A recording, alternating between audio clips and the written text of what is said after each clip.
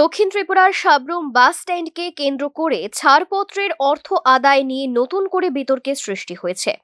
বাস মালিক এবং চালকদের একাংশের অভিযোগ, দীর্ঘদিন ধরে সাউথ ত্রিপুরা বাস জিপ চালক সংঘের মাধ্যমে সরকার অনুমোদিত নিয়মে ছাড়পত্র ইস্যু করা হতো। সেই অর্থ থেকে বাস স্ট্যান্ডের প্রশাসনিক খরচ, 3 জন কর্মচারীর বেতন এবং শ্রমিকদের কল্যাণমূলক বিভিন্ন কাজে ব্যয় করা হতো।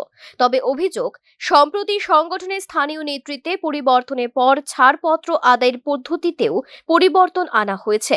সাব্রুম বাস স্ট্যান্ডে আগে 30 টাকার একক ছাড়পত্রে গাড়ি চলাচল করলেও এখন সেখানে 10 টাকা এবং মনুবাজার বাস স্ট্যান্ডে আলাদা করে 30 টাকা নেওয়া হচ্ছে বলে দাবি চালক ও মালিকদের একাংশের।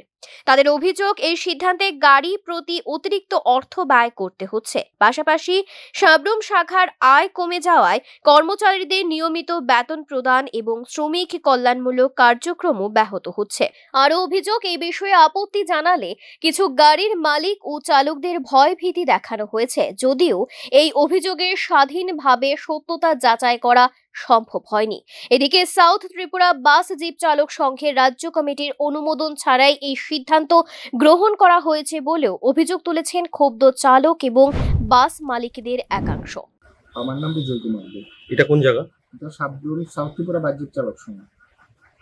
আমাদের কাছে একটা খবর আছে, যেটা শুনতে পেলাম যে এখন নাকি এখানে ছাড়পত্র হয় না।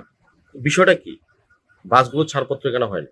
এখানে ছাড়পত্র হয় না বলতে আপনার আমাদের আগে যে বাস ওনার সিন্ডিকেট ছিল, এটা এখন আপনার মনুবাজার নিয়ে গেছে। তার মধ্যে আমাদের ছাড়পত্র, আগে বাসের ছাড়পত্র ছিল 30 টাকা, এখন আমাদেরকে ছাড়পত্র শুধু 10 টাকায় দেওয়া হয়।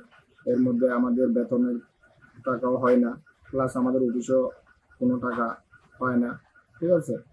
আর তার মধ্যে যে আমাদের সিন্ডিকেটের কোনো প্রোগ্রাম বা কারো বাবা মারা গেল বা কারো কোনো বড় বোনের বিয়ে, আমরা সমাজসেবামূলক কাজ করে থাকি, কোনো টাকা আমাদের ফান্ডে। ঘটনাকে ঘিরে বাস মালিক ও চালকদের মধ্যে অসন্তোষ বাড়ছে। সঠিক ব্যবস্থা গ্রহণের দাবি জোরালো হচ্ছে। Bureau report, news now.